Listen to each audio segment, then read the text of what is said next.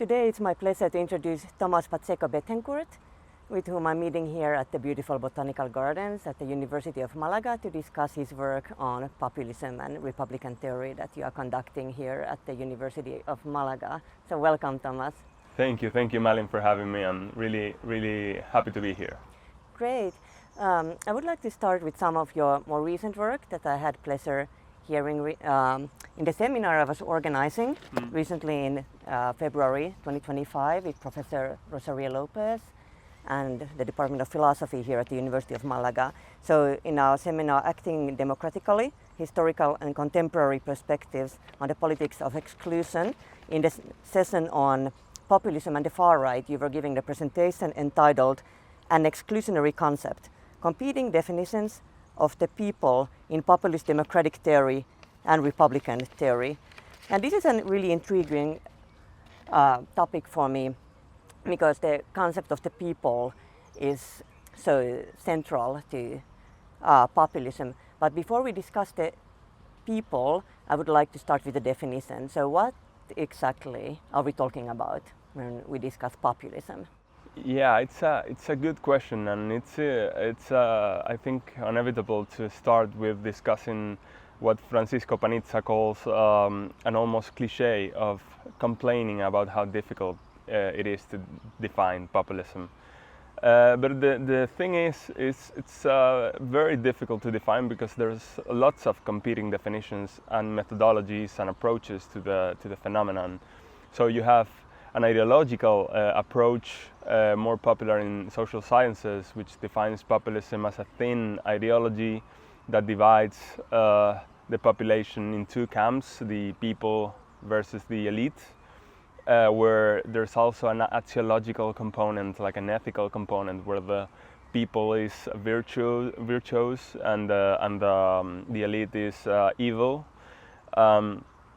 And then there's also this claim to sole representation, right? The populist politician is the only one who can accurately represent the people, and if the people are good and there's only one representative of the people, one legitimate representative of the people, and the people has the power, then the populist politician is intrinsically good and the only who can claim legitimate representation, opposing what we understand as representation in liberal democracy, for instance. Then you have a strategical approach which understands populism as a strategy to gain power. You have a performative approach which sees populism as a play, as an act in a play, as you might say. And myself, I like the definition of populism as an ethos, understood like in Aristotle. You have in the rhetoric. You have the logos, which is the rational dimension of rhetoric.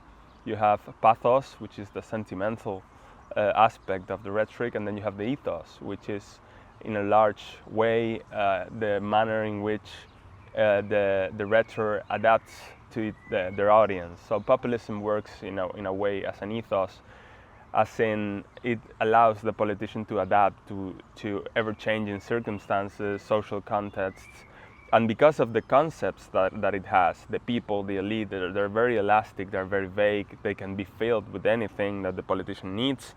It can change in even different speeches by the same person. So I understand this ethos to have like a performative dimension in that sense. Indeed, like an act in a play, they perform like there's a never-ending crisis that only they can attack, for instance. And also in a rhetorical dimension, which indeed divides the people and the citizenship between the people and the elite. And it's interesting because it allows as well to separate from the concept of citizenship and the people. So not every citizen is part of the true people. So you have like this exclusionary dimension to the concept of the people that the populist is using. So that will be what I have to say in this sense about what populism is. But still it's an ongoing topic of discussion, I would say. Yeah, so that's really interesting. And I find it fascinating that the concept of the people is in the center of populism because, like, obviously it's a really central topic for democracy that by definition signifies or indicates political power vested in the people, and etymologically it stems from the words of demos and kratos. So, but it is a contested topic, right? Who are the people? And there are always these narratives of inclusion and exclusion of who are counted as the people. So why is the concept of the people so central to populism? Well, it's in the sense I was talking about before. The people is defined or is defined by the populist. It's the subset of the whole population that the populist politician claims to represent and claims to truly represent. So it's defined and redefined by the populist politician, and it's usually a group that is perceived as the underdog, that a group that should be included and should have the protagonist role. It's framed as a majority of the people, a silent majority of the people, which is ignored, for example, by institutions, by mainstream politicians, and so on.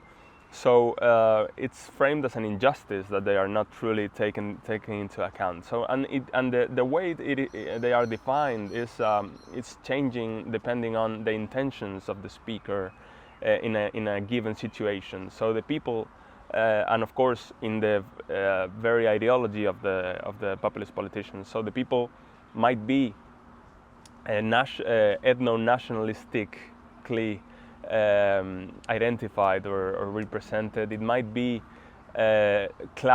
represented as a social class, like those from below against those from above, like the working class against the elites. It can be framed in identitarian ways. It might be framed in a way of, example, pitting for political gain men against women, for instance. It can be done in different ways, and that's why it's so useful, rhetorically speaking, because it's vague. It doesn't have a clear sign, a clear representation. Sometimes it's what Laclau calls an empty signifier, as you know. So it's useful rhetorically, as well as the elite, because the elite is, in a very deep sense, the enemy. So it's the one against who the people forms their identity in this dialectical way. So the elite is who we are not. So in that sense, when you define the elite, you also define the people in a way, but vaguely. So that's why it's so hard to pinpoint who the people are, right? So they are defined by the politician depending on what they want to achieve politically.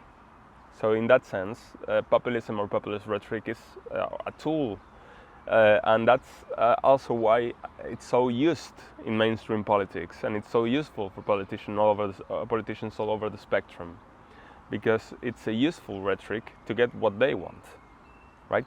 So that's what I would say about the people. It's in a very, very large way an empty signifier. Yeah. Yeah, but I would agree with what you say, and in a way it resonates a lot with what I was discussing in my own paper in the same session with you in the seminar, where I analyzed cultural racism in the social media and media discussions of the right-wing populist party in Finland. And yeah, I can recognize exactly this way of talking about the people that you are discussing. So it definitely also seems to be an international phenomenon. Yeah. In populism. And I'm sorry, as you said before about the people being so important for democracy, of course the demos, that's why populism is, I mean, of course, populist politicians usually oppose liberal democracy in a very ostensible way, but in a very deep sense as well. Populism is a democratic phenomenon. I mean, it's and we can discuss it afterwards if you want to go in the classical period and stuff. But then it's a phenomenon that only occurs in a democracy because the people legitimately comes, power only comes legitimately from the people. So when they erect themselves as sole representatives of the people speaks through them, then that's where they are getting their political legitimacy from. So that's interesting to see the relationship between populism and democracy, which they are seen as opposed, but then populism usually stems from democracy. So that's also, I would say, interesting to discuss. Yeah, and I would definitely want to come back to that a little bit later. But I first wanted to ask you more generally, because what you're talking about now relates to your ongoing and past research on populism, generally speaking. So what made you interested in taking up this research topic, particularly as a topic of philosophical research? Yeah, that's a good question. I would say I have two main reasons. One of them is more personal, and the second one is more philosophical. The personal one is because of my own experience in Venezuela when I was living there under the government of Hugo Chavez, which he employed regularly this type of rhetoric. And I didn't know in what sense he did that until I studied populism. And indeed, in my own research, in my dissertation, I dedicate a section to Venezuela as well. And that, I would say, that's piqued my interest on populism. And then, and of course, then the surge of populism as a style, which we have seen in Europe and in America and South America. But, as you know, the phenomenon comes from very back in the day in South America. So I would say that in that sense, and then philosophically, because of how discussing politics and mainstream politics, it's becoming more and more related with discussing populism, because then politics in general is becoming populistic, and mainstream politicians are using more and more populist rhetoric because it works and it helps them get elections won. And so it's been interesting to me to see how it relates with what politics is, in a very maybe in a cynical way as well, which is the art, if you want, of gaining and keeping power. So you've seen that if it works, they are using it. So it's that's piqued my interest to discuss philosophically and from a political philosophy point of view, what does this phenomenon means. So I would say those are the lines by which I've arrived at researching populism. So you were already touching a little bit upon the classical conversation, and I would really love to go back to that. Particularly working with ancient philosophy myself, I think that's really interesting. So your article, "What Makes a Demagogue? The Figure of the Rhetor in the Closing Years of the Peloponnesian War," explores the ancient conversations on demagoguery and the figure of the demagogue. And one debate in this topic that I found really intriguing is the distinction between the demagogue and the figure of the tyrant, and particularly the fear or worry raised by some philosophers like Aristotle that demagoguery might actually lead democracy turning into tyranny. So would you like to talk more about this, and why is demagoguery discussed in Antiquity in relation to tyranny?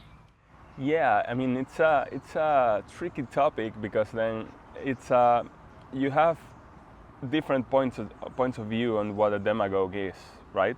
So you have on the one hand the democratic point of view by Athenians, for instance, which demagoguery is, or the figure of the demagogue is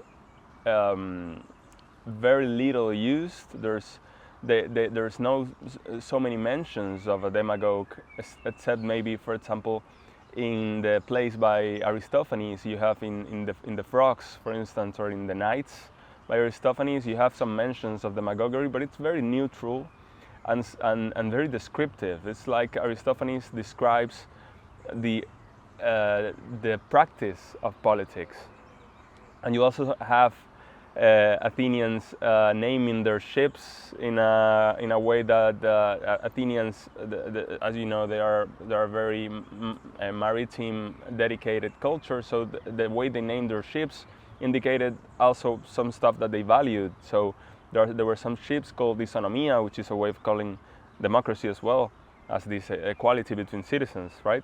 So you have that for Athenians, demagogues, if there were anything at all, they were just rhetorics that make their cases in the assembly and attempted to gain as much power as possible via political competition, but they valued competition positively in sports, in war, in politics. So for Athenians, they were just politicians, right? But then you have like a philosophical camp where there's Plato and Aristotle and Plutarch, for instance, which each one of them differently, they criticize Athenian democracy. For instance, it's true that for Plato he also had personal reasons, like they killed his master, right, Socrates. But then in Aristotle you have a critique where you get the ideal democracy, which it's a politia or politeia, right? And then the shadow term for that, which is what Aristotle thought that the Athenian democracy was, which was an ochlocracy, which is like the rule of the rabble, right? And as Aristotle says in the book 4 of the Politics, of his Politics, he says that the people collectively became a tyrant, and it created a way of like a growing ground for what he calls demagogues, which is in a definition that goes in line with what Finlay classically described in the 60s as these politicians that use the base instincts of the people, his sentiments, his hates and stuff to gain power and manipulate them. It's not a legitimate way of doing politics, but they manipulate the citizens to for their own gain.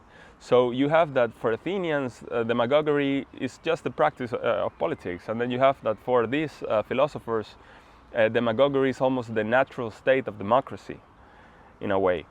So, and the tyranny, for instance, was something that Athenians did concerned about, not about demagogues or politicians, but rather than a politician might become a tyrant by accumulating too much power, too much influence, and that Athenian institutions couldn't prevent them from destroying democracy and asserting themselves as the rulers of the polis. So that's what the Athenians feared, so that a politician might become a tyrant.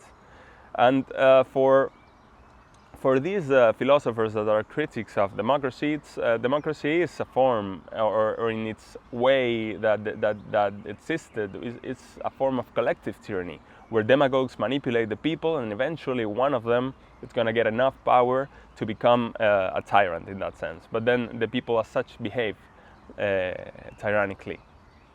So you have like demagoguery is like the natural state in a way. This is of course more generally speaking, but then for Athenians it's just politics as usual, and then this fear and attempting to prevent this tyranny from occurring, and they had experience with tyrants before. That's why they were cautious about the possibility of tyranny in the future. They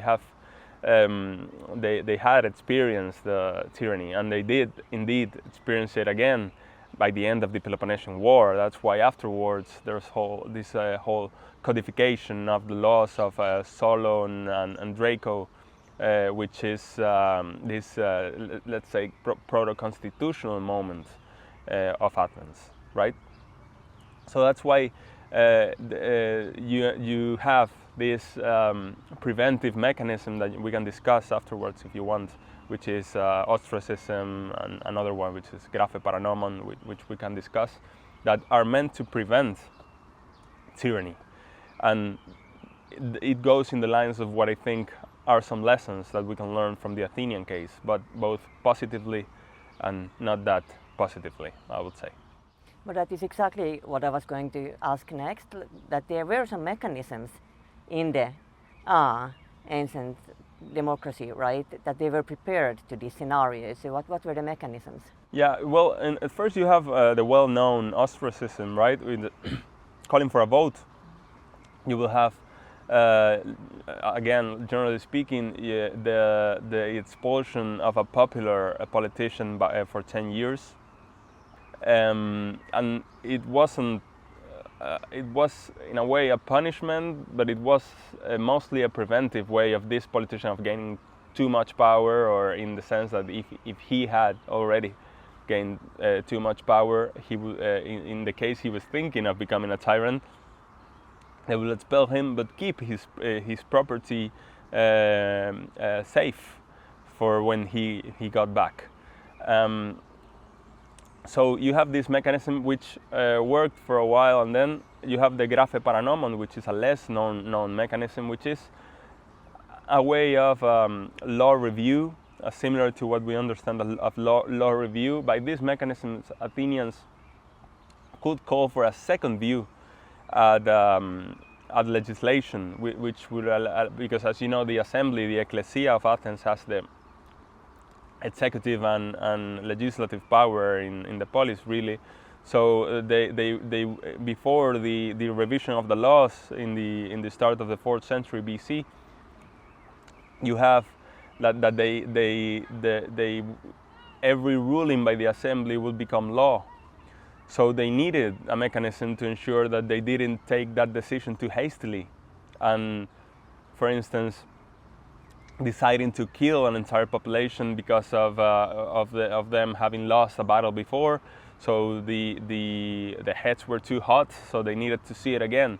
So one of the assembly members could call for this review, and they will meet the next day and discuss it again. But if the mechanism was called, if the revision didn't go the way the people that called that revision wanted, then he will get punished for challenging the assembly.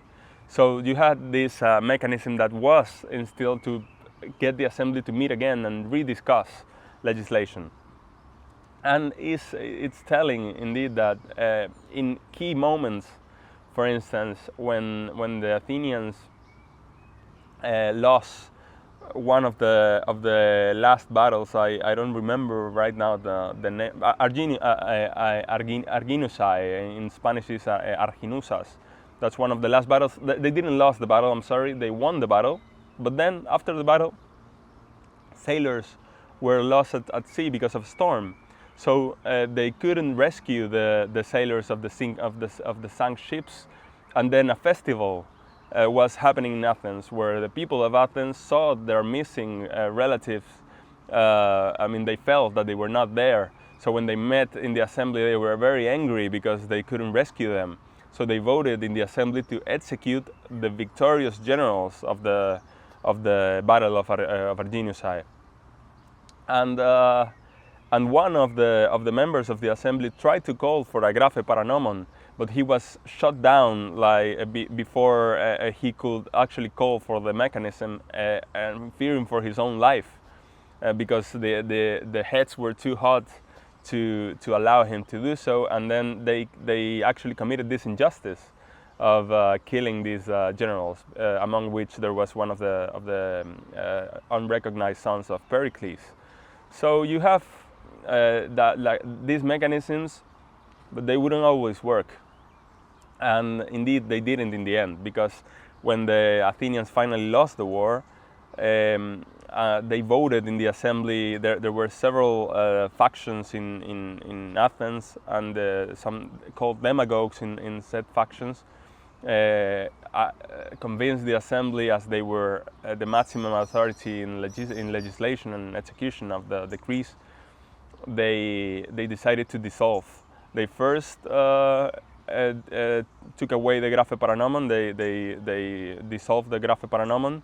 They ended ostracism, and then they voted to dissolve themselves. So, because the mechanism didn't exist anymore, they couldn't challenge the decision. So there you see how the institutions were used against Athenian democracy because of their own politicians. So you have this balance of, yeah, you need these precautionary mechanisms, but you also need what then we understand as separation of powers and so on, which are in the end Republican legacies as well, right? But these are also some topics you explored in your recent and extremely interesting doctoral dissertation from 2024 from the University of Málaga, entitled Populism, Demagoguery and the Rule of Law, Lessons from Democratic Athens. And there you point out that, and I quote, concern over politicians using populist rhetoric is intimately connected to the classical question of the demagogue and the tyrant. So I think this is interesting, and I would like to hear more about how you think that the ancient discussions can help us to analyze populism today. Yeah, I mean, in a way, as I said before, if demagogues were like the bread and butter of Athens, then you have like of Athenian democracy, then populists are kind of demagogues. But we have to be really careful of when using these two figures, because we can fall very, very quickly in anachronisms, because they're not the same not the same point by point. They are what we can learn, especially, is how Athenians understood the risks of politicians getting this much influence and power, and understood that they needed prevention mechanisms, which, as we know, might not work in the end. But then, in the same sense, we have constitutional mechanisms and some traditions, such as the separation of powers and checks and balances, which are also necessary to prevent, in a way, that a politician might attempt to become a tyrant or take an authoritarian drive in their own politics. So I think that's a lesson that we can get from Athens, and the price that they paid when their mechanisms failed.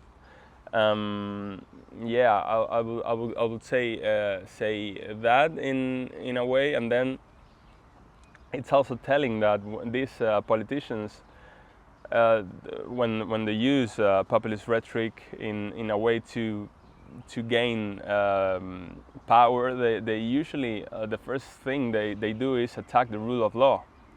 So they erode mechanisms that are there to check their reach or their own power. So they attack the courts if the courts are too restrictive of what they want to do, or if they want to go against the Constitution. So, or they use some mechanisms, some institutions where they have majorities to attack institutions where they don't, and so they attack the balance between them to gain as much of an edge as they can against the rule of law, because the rule of law is a shield against these authoritarian attempts. So that's why it's a trend that you see, and that's why Athenians also knew that politicians will attempt, their own rhetorics will attempt to do that, because they wanted more power, and they encouraged that because Athens was made greater because of the competition and because of the attempting to get more influence, but they also knew the dangers that posed for them. So in that sense, I think it's helpful to return to some principles that you might find in constitutional theory. You can find it in David Hume's work, this knavery principle, which is this idea that a politician should be supposed to knave, like should be supposed to be crooked or corrupt beforehand, so you can plan for if all things go south, if everything goes wrong. You have institutions that are made for the worst case scenario, which is that they might attempt to become a tyrant. So this constitutional principle of safekeeping the institutions, of thinking badly about what politicians are, which of course is not to say that there are not good meaning and good politicians. It's just thinking that the dangers that are posed by bad politicians, by potential tyrants, are far worse than the good that we might gain by great politicians. And it's usually because of what's at stake in the matter. So, and that principle of that neighbor principle, then precautionary mechanisms. I would say the safekeeping of checks and balances and of the separation of powers, which, as we see, is also when it's eroded, is a slow process. I mean, it's the attacks come yearly, come very slowly, and before you know it, there's no more separation of powers, and you're already in the hands of a possible tyrant. So those are lessons that we might learn from the Athenian case, and also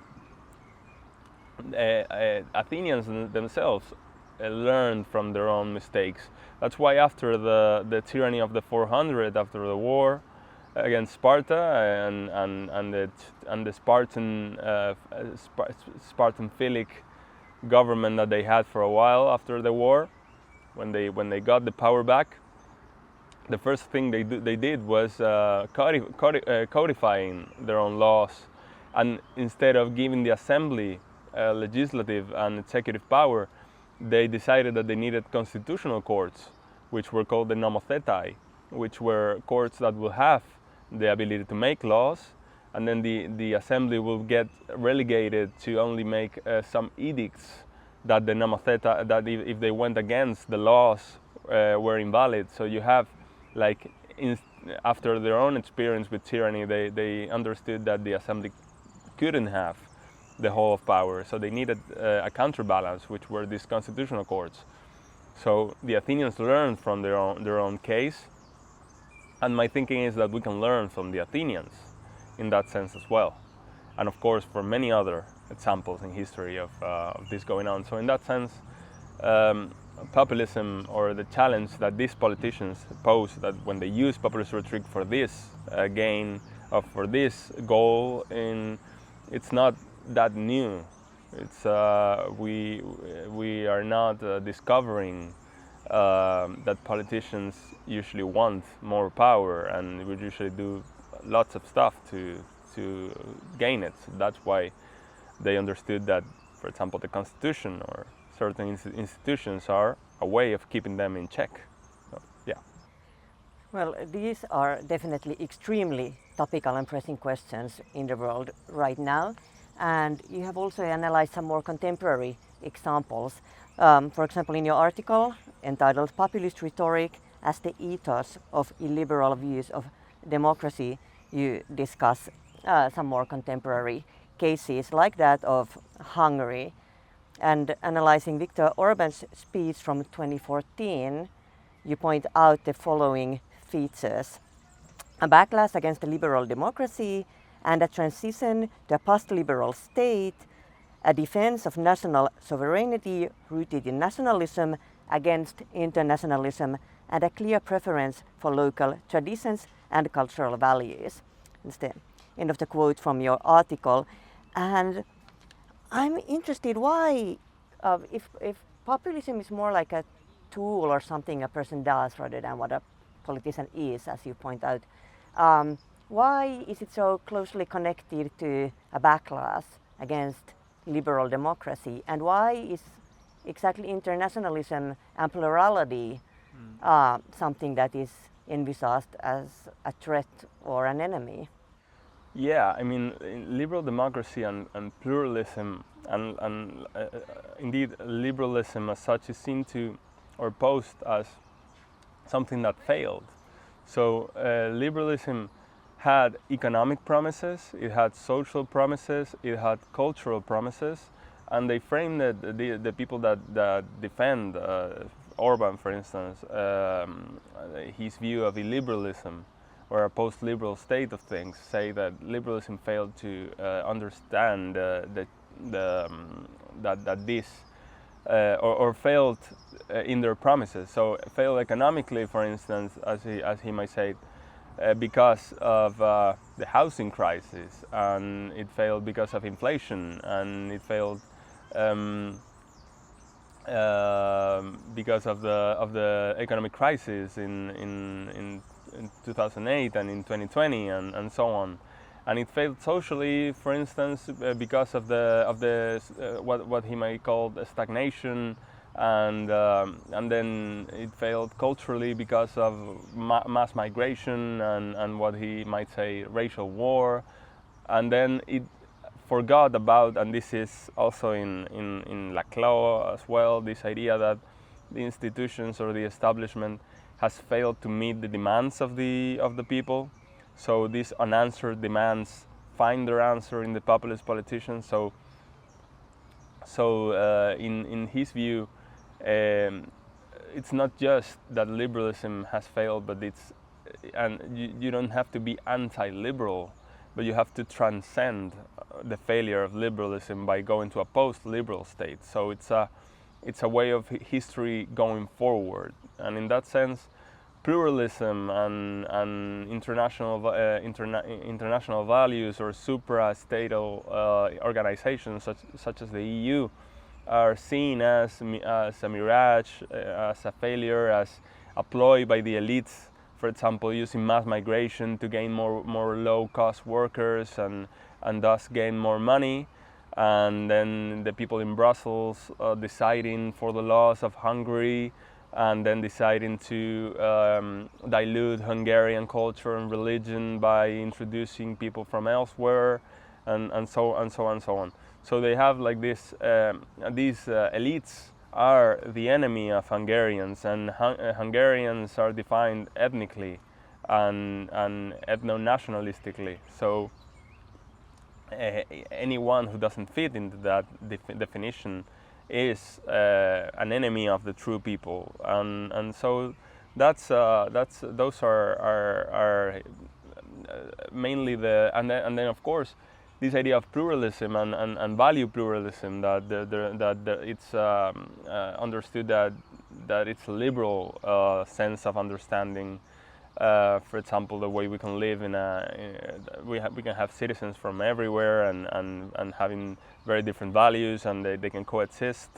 And what people that see this, like Orban, say that there are simply not every value or not every way of living is compatible with one another. So people from certain religions cannot coexist with people from other religions because of base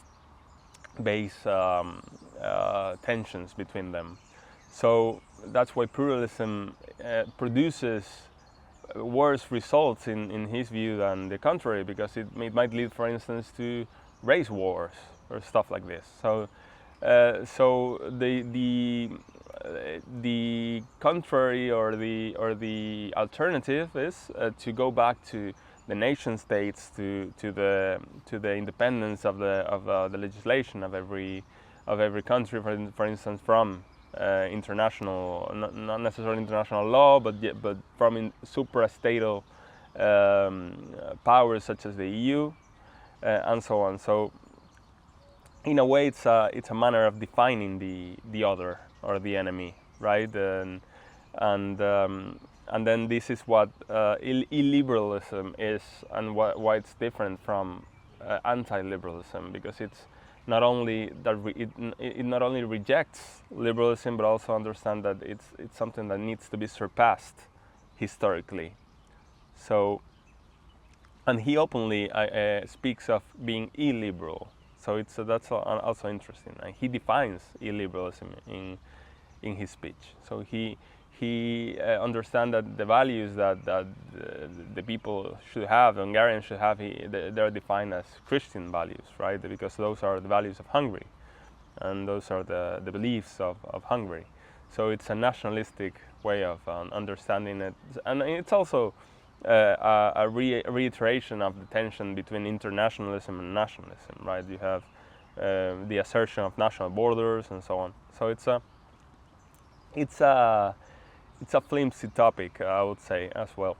And of course, it resonates with lots of people, because there is, in a sense, truth in that maybe I wouldn't say liberalism has failed. I would say maybe there are some demands that aren't being recognized, and then they are finding the recognition in populist politicians. So there are some demands by the people or by the citizens of different countries that aren't actually being met by regular politicians or by liberal politicians, and in that rejection or being ignored, they are getting enraged, and that rage usually solidifies in rageful politicians. So I will say that that's why it's such an interesting thing to discuss, because we can also find, I would say, benefits in criticizing not only populism and its success, but why it is so successful and why it resonates with so many people. So it's a way of also criticizing ourselves and liberal democracy as well. I would say it's healthy. Nationalism and populism and rhetorics undermining the values and principles of liberal democracy are now globally on the rise. So, as I said, your topic is extremely pressing right now. So I would finally like to ask you, what kind of an influence would you wish to have with your research? Well, I think humility is necessary, because there is so much production about populism right now, and so much interesting approaches to the subject. So my contribution aims to be a little grain to that pile of the debate. I will especially like to frame or try to reframe populism not necessarily as just or as a new challenge that came ex nihilo, right from nowhere, but rather to reframe populism as a classical concern by the figure of the tyrant that we still have today. We are not concerned by the rhetoric itself, although it has its points of contention, right? Where we usually associate populist rhetoric with lying and manipulating and stuff, but then lots of people use it for a number of things.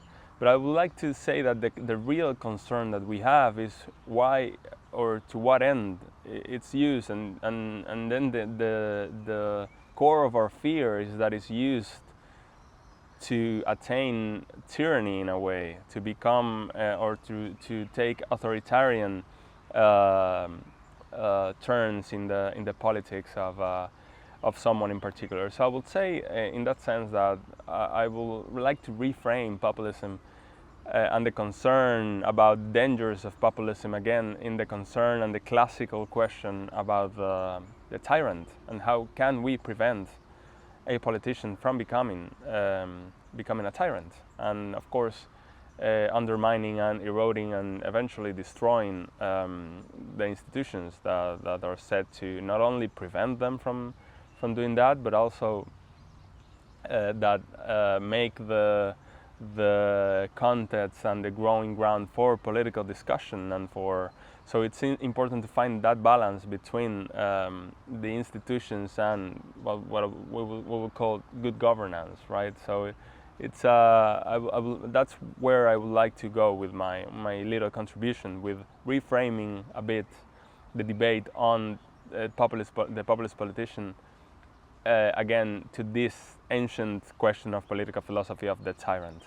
So that would be, I would say, what I would like to contribute to. Well, I really look forward to reading your future work and following where you are going with your research. So thank you so much, Tomás. It was an extremely interesting conversation with you today. Thank you so much for having me here, and yeah, I really very much enjoyed it. Thank you. Thank you.